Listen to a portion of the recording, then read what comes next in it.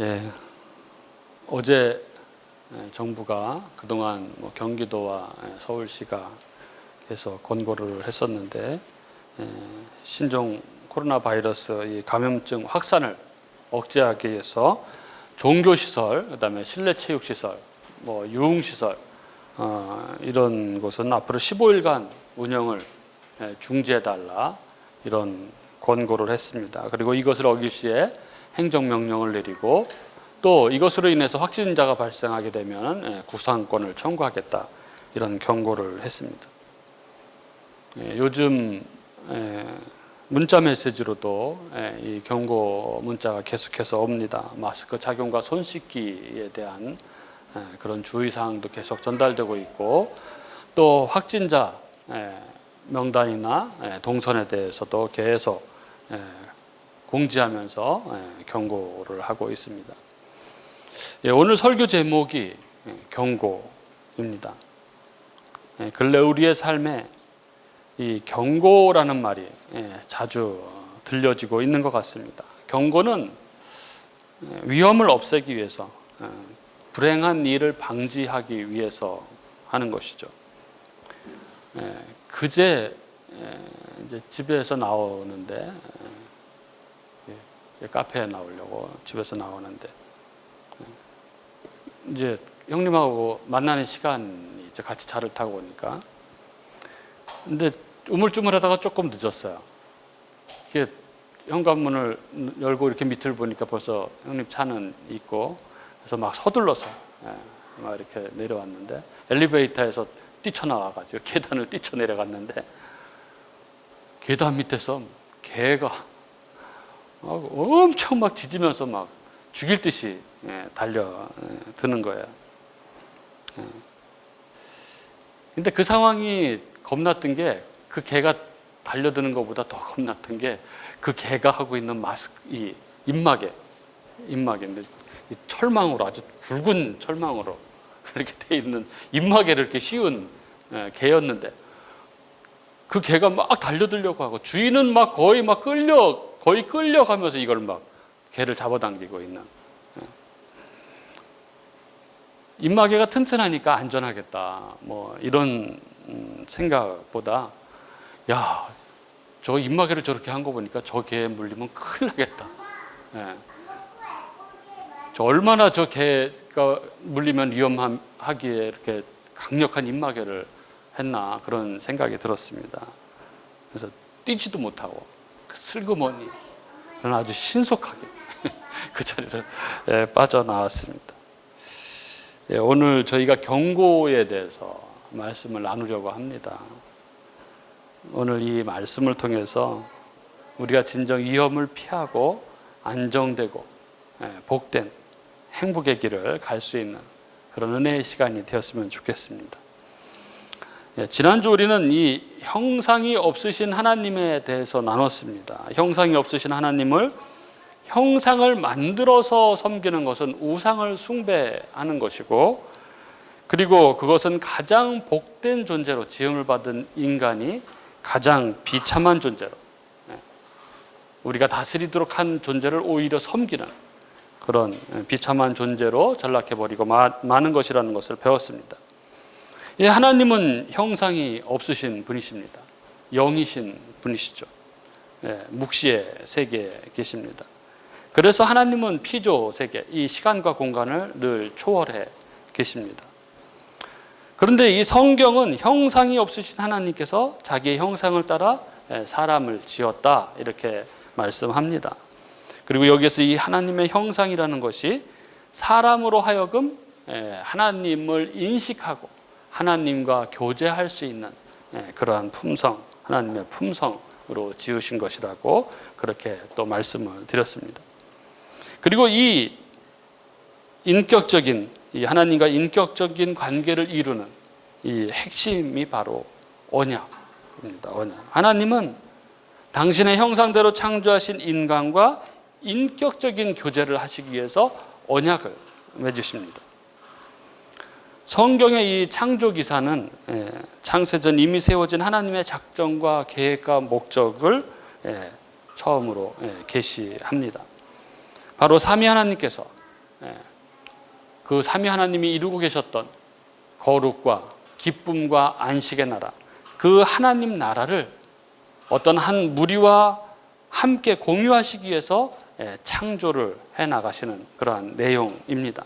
그게 창세기 1장, 2장의 내용이라고 할 수 있습니다. 하나님은 그리고 이것을 가능하게 하도록 인간을 자신의 형상과 모양으로 그렇게 지으셨습니다. 그리고 그들에게 이렇게 명령하셨습니다. 창세기 1장 28절인데 하나님이 그들에게 복을 주시며 하나님이 그들에게 이르시되 생육하고 번성하여 땅에 충만하라. 땅을 정복하라. 바다의 물고기와 하늘의 새와 땅에 움직이는 모든 생물을 다스리라 하시니라. 흔히 이것을 문화 명령이라고 합니다. 인간은 피조세계의 모든 부요함 가운데 이 하나님을 대신해서 피조세계를 다스리며 하나님과 함께 그 거룩과 기쁨과 안식의 나라인 하나님 나라를 만들어가는 그런 존재로 지음받고 부르심을 받은 것입니다. 단 조건은 선악과를 따먹지 않는 것이었습니다. 선악을 알게 하는 나무의 열매를 먹지 말라. 내가 먹는 날에는 반드시 죽으리라. 불순종의 대가는 사망입니다. 이렇게 창조주 하나님과 피조물 아담 사이에 맺어진 언약을 창조 언약이라고 이렇게 부릅니다. 그 창세기 1장 2장에는 언약이라는 말이 등장하지 않지만 호세아서 6장 7절에 보면 아담이 하나님과 언약을 맺었다고 이렇게 이야기합니다. 창조주 하나님과 피조물인 인간, 그 관계의 핵심은 언약입니다. 기독교의 하나님은 당신 백성과 언약을 맺으시고 그 언약에 순종할 때 그 언약 안에서 모든 축복을 약속하시고 그리고 불순종에 대해서는 저주를 내리십니다. 오늘 말씀이 이 언약의 하나님, 바로 여호와시죠. 이 여호와에 대한 이야기가 계속 나오죠. 25절, 27절, 29절, 30절, 31절에 여호와 하나님이 계속 반복돼서 나오죠. 또 31절에 언약이라는 이런 단어가 나옵니다. 그 언약의 하나님의 진노의 경고가 바로 오늘 내용이죠. 즉 지난 주일에 그 언약적 규례, 곧 하나님을 형상화해서는 안 된다는 내용에 붙어있는 언약적 저주입니다. 25절의 내용이 이렇죠. 내가 그 땅에서 아들을 낳고 손자를 얻으며 오래 살 때에 만일 스스로 부패하여 무슨 형상의 우상이든지 조각하여 내 하나님 여호와 앞에 악을 행함으로 그의 노를 일으키면, 이렇게 되어 있습니다. 그러면 이 하나님을 형상화하는 것에 대한 하나님의 진노, 그 언약적 저주는 무엇입니까? 오늘 말씀은 그것에 대해서 세 가지를 말씀합니다. 그 첫 번째 저주, 하나님을 형상화하는 것에 대한 하나님의 진노에 대한 진노, 그 언약적 저주 첫 번째는 바로 26절에 나옵니다.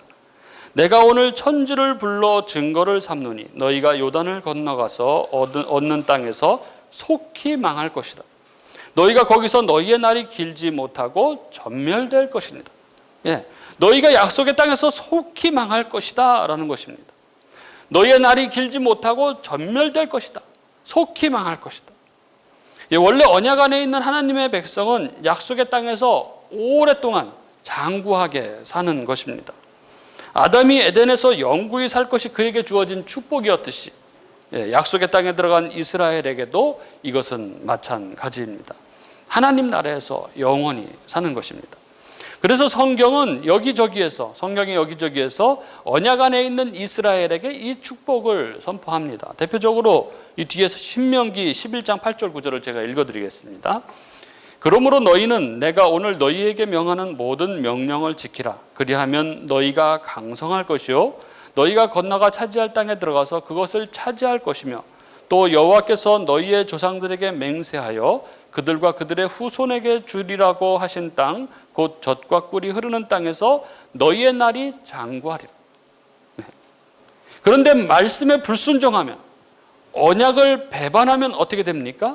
하나님의 백성들이 하나님의 언약으로부터 떠날 때 이 언약의 축복의 반대 현상으로 언약의 저주가 임하는 것입니다.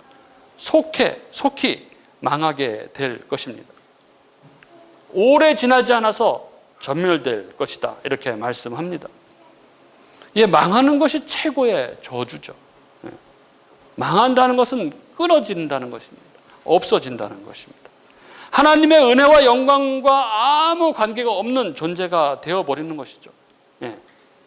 하나님과는 아무 상관이 없는 그저 티끌인 존재가 되어버리는 것입니다. 아니, 저주받은 티끌이죠.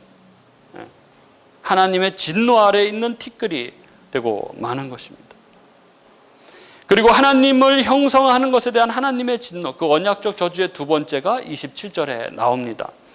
여호와께서 너희를 여러 민족 중에 흩으실 것이요 여호와께서 너희를 쫓아 보내실 그 여러 민족 중에 너희의 남은 수가 많지 못할 것이며, 흩어버리신다는 것입니다. 하나님 나라에서 쫓아내신다는 것입니다. 그리고 그 수가 적어진다는 것입니다.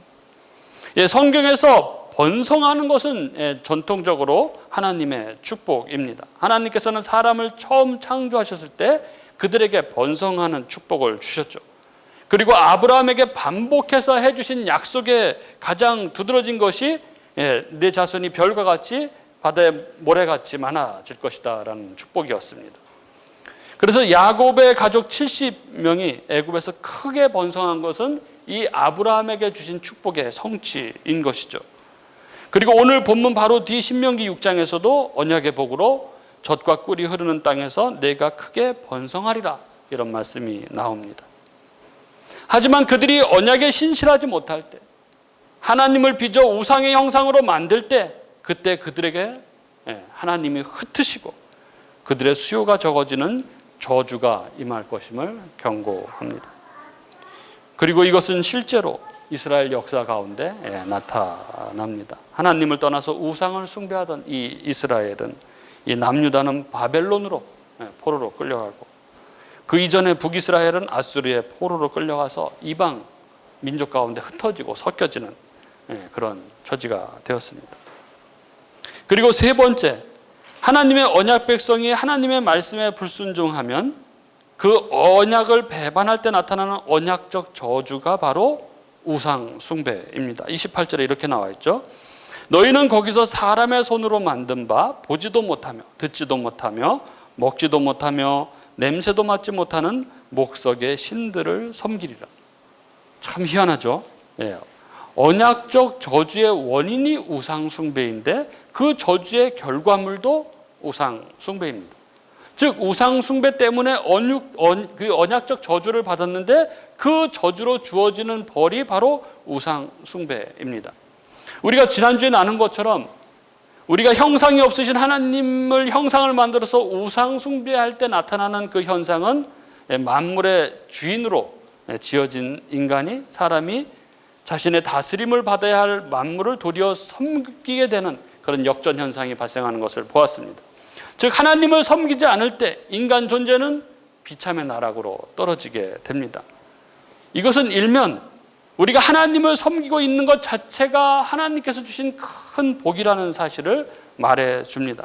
그렇습니다. 인간은 하나님을 섬기고 있을 때, 하나님의 말씀에 순종하며 살아가고 있을 때 가장 아름답고 고귀한 존재입니다. 진짜 사람다운 사람, 진짜 사람다운 인생, 사람다운 삶을 사는 것입니다. 그러나 우상 숭배는 저주 중에 저주입니다. 그리고 이 저주는 끝없는 악순환의 사이클에 갇혀 버립니다. 우상 숭배에 대한 저주로 다시 우상 숭배가 주어지는 것입니다. 그러면 이 우상 숭배는 다시 하나님의 노를 격발하는 원인이 되고, 그래서 다시 우상 숭배의 저주가 부어지게 되는 것이죠. 이 지긋지긋한 악순환이 반복되는 것입니다. 지난주에 제가 관성의 법칙을 이야기했는데, 그 일정한 방향으로 가는 것은 그 방향으로 계속해서 가려고 하는 성질을 가지고 있는 것이죠. 계속해서 돌고 도는 것입니다. 외부에서 어떤 힘이 주어지지 않는 한 그 향하던 길을 가는 것입니다. 만약 한 세대에 그 사람이 하나님을 떠나서 우상 숭배를 하면 어떻게 됩니까? 그러면 그 다음 세대도 우상 숭배의 문화 가운데서 살아가게 되고 또 계속해서 반복되게 되는 것이죠. 너무나 엄청난 저주입니다. 외부에서 어떤 힘이 주어져서 그 사이클을 멈추지 않는 한 그것은 계속해서 반복이 되는 것입니다. 네, 우리는 하나님을 섬기지 않고 우상을 섬기는 것, 하나님 말씀에 불순종해서 하나님을 반역하는 것, 이것은 끝없는 악순환의 사이클을 만들어낸다는 것을 절대 잊어서는 안 됩니다. 우상 숭배는 단순히 손으로 만든 것을 섬김으로써 인간 존재를 비참하게 하는 것뿐만 아니라 다시 하나님께 돌아갈 수 없는 그 순환의 그 퇴로를 차단시켜버리는 그런 결과를 초래하고 마는 것입니다. 그리고 이 언약적 저주를 26절에 보면 한 그 천지를 증인으로 세웁니다. 이 하늘과 땅은 변하지 않는 것이죠. 인간의 변덕처럼 변하지 않습니다. 그래서 이 언약의 저주도 변하지 않는 것이다. 그대로 이루어질 것이다 하고 말씀하고 있는 것이죠. 예, 참으로 두렵고 두려운 저주의 경고가 아닐 수 없습니다. 우리는 하나님을 온전히 신뢰하지 못하고, 우리는 온전히 하나님을 의지하지 못하고, 우리는 온전히 하나님 말씀에 순종하며 살아가지 못하고 그러고 있는데, 내가 하나님이 아닌 나 자신을 얼마나 의지하고, 내가 하나님이 아닌 나 자신을 얼마나 사랑하고, 내가 하나님이 아닌 나 자신을 얼마나 자랑하고 살아가는지, 남들이 눈치 못 채게 말로 위장하고 행동으로 위장하고 하면서 숨기고 가리고 해서 잘 드러나지 않을지는 모르지만, 그러나 나는 여전히 하나님의 말씀에 순종하지 못하고 오늘도 수도 없이 많은 우상을 섬기며 그렇게 살아가고 있는데 어떻게 해야 합니까? 이 저주를 피할 방도가 도대체 어디에 있습니까? 우리에게 소망은 무엇입니까? 그러나 29절과 31절, 이 모든 언약적 저주의 끝에 회복의 방도가 제시가 됩니다. 29절부터 32절, 1절 우리가 한번 좀 한 목소리로 같이 읽었으면 좋겠습니다. 29절부터 31절. 그러나 내가 거기서 내 하나님 여호와를 찾게 되리니 만일 마음을 다하고 뜻을 다하여 그를 찾으면 만나리라. 이 모든 일이 내게 임하여 환난을 당하다가 끝날에 내가 내 하나님 여호와께로 돌아와서 그의 말씀을 청종하리니 내 하나님 여호와는 자비하신 하나님이시라. 그가 너를 버리지 아니하시며 너를 멸하지 아니하시며 내 조상들에게 맹세하신 언약을 잊지 아니하시리라. 아멘.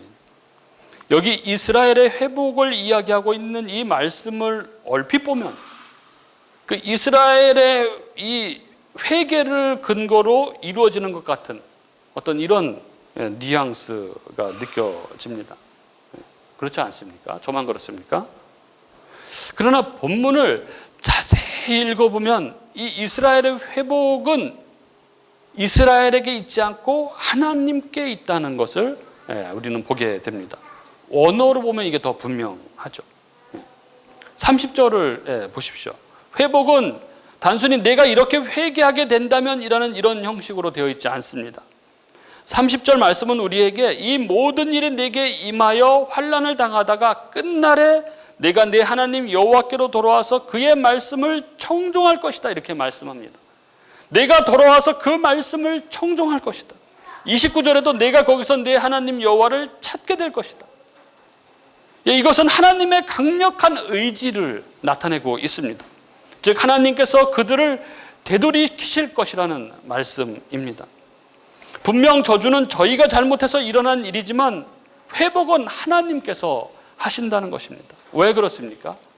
왜 저희들이 잘못했는데 하나님께서 그들을 회복시키십니까? 그 이유가 바로 31절입니다. 내 하나님 여호와는 자비하신 하나님이시라. 그가 너를 버리지 아니하시며 너를 멸하지 아니하시며 내 조상들에게 맹세하신 언약을 잊지 아니하시리. 회복은 이스라엘 스스로의 회개 때문이 아니라 내 하나님 여호와는 자비하신 하나님이시기 때문에 일어나는 일입니다. 회복은 이스라엘의 의로움 때문이 아니라 회복은 너를 버리지 아니하시며 너를 멸하지 아니하시며 내 조상에게 맹세하신 언약을 잊지 아니하시는 그 하나님께 근거합니다. 예, 하나님은 우상 숭배에 진노하시는 의로우신 하나님, 거룩하신 하나님이십니다. 그러나 그 하나님은 언약의 하나님이시고 자비하신 하나님이십니다.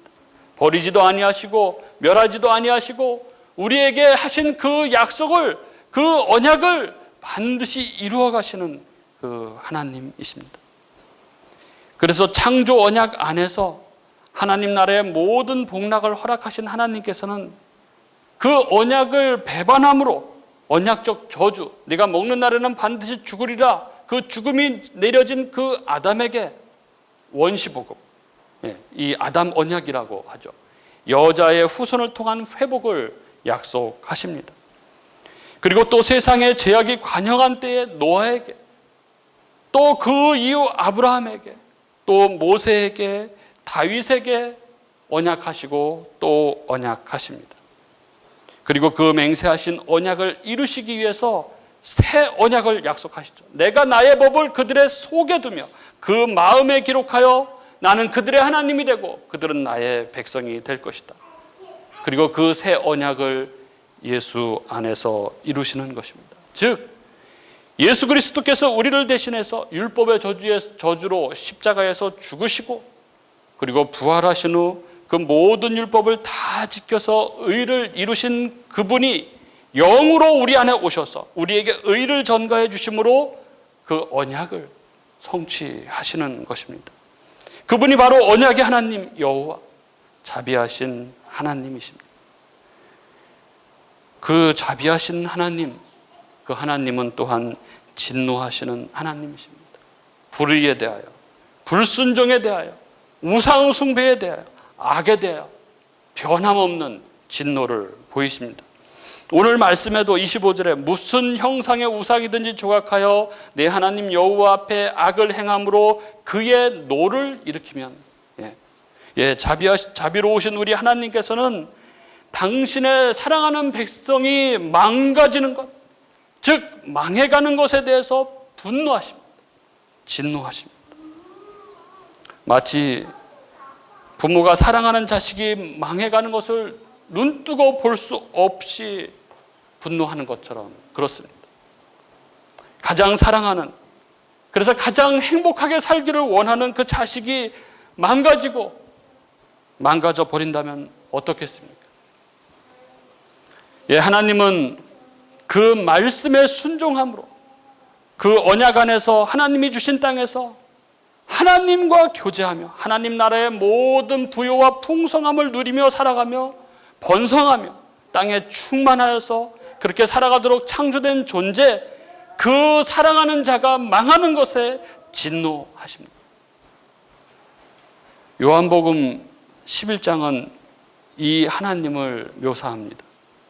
바로 나사로의 사망 앞에, 나사로의 망함 앞에 진노하시는 예수님의 모습입니다. 우리가 너무나 잘 아는 내용이죠.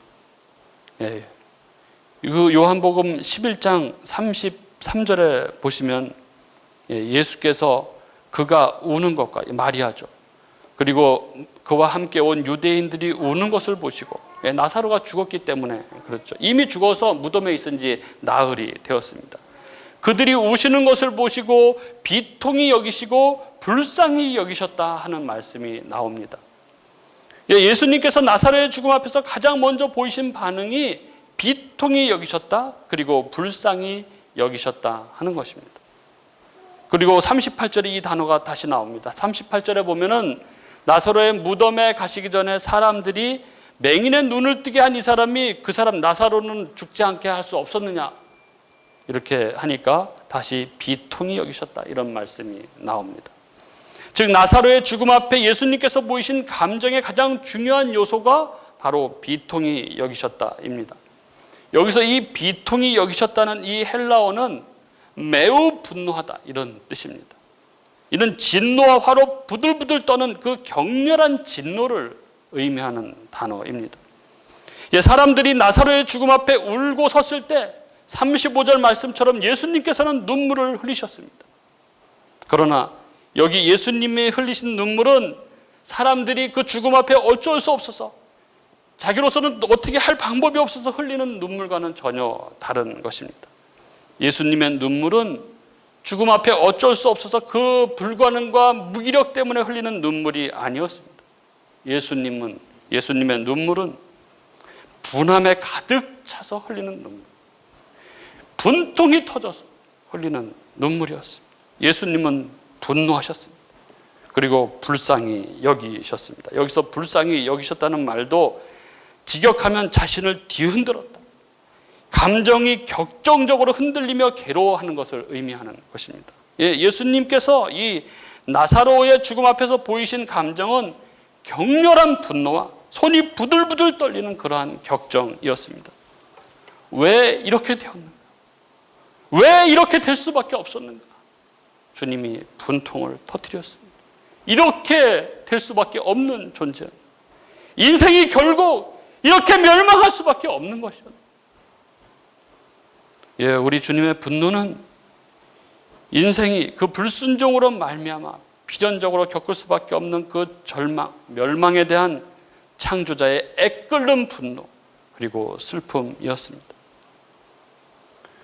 여러분, 하나님은 자비로우신 분이십니다. 그러나 우리 하나님께서는 당신의 사랑하는 백성, 당신의 사랑하는 자녀가 망가지는 것, 즉 망해가는 것에 대해서 분노하십니다. 진노하십니다. 그래서 하늘과 땅을 증인으로 세우고 그렇게 되지 않도록 경고하십니다. 하나님을 형상화하지 말라. 우상 숭배하지 말라. 내가 만약 내 말에 순종하지 않으면 저주가 임할 것이다. 내가 망할 것이다. 전멸할 것이다. 흩어져 버릴 것이다. 우상을 숭배하며 그렇게 살아갈 것이다. 그렇게 경고하십니다.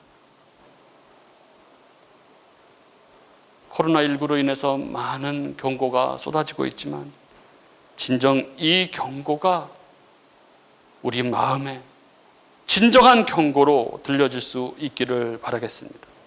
오늘 말씀을 통해서 우리는 하나님 앞에서 우리가 어떻게 살아야 하는지를 발견하게 됩니다.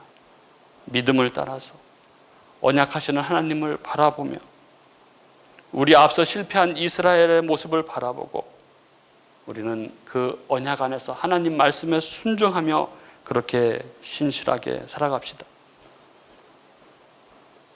그 험악한 개의 입마개를 풀어 놓는 것보다 그것과 비교도 할 수 없는 그 공포, 그 절절한 고통, 그 영원한 멸망, 그 지옥을 경고하시는 주님의 음성이 우리 심령에 깊이 새겨질 수 있기를 바라겠습니다. 그리고 새 언약의 성취로 내 안에 오셔서 나를 늘 각성하시며 늘 나에게 바른 길로 말씀하시는 그 성령님 음성에 민감히 반응하면서 그 은혜를 늘 기억하고 그 은혜에 합당한 그런 삶, 그런 복된 삶을 살아가는 저와 여러분이 될 수 있기를 주님의 이름으로 축복합니다.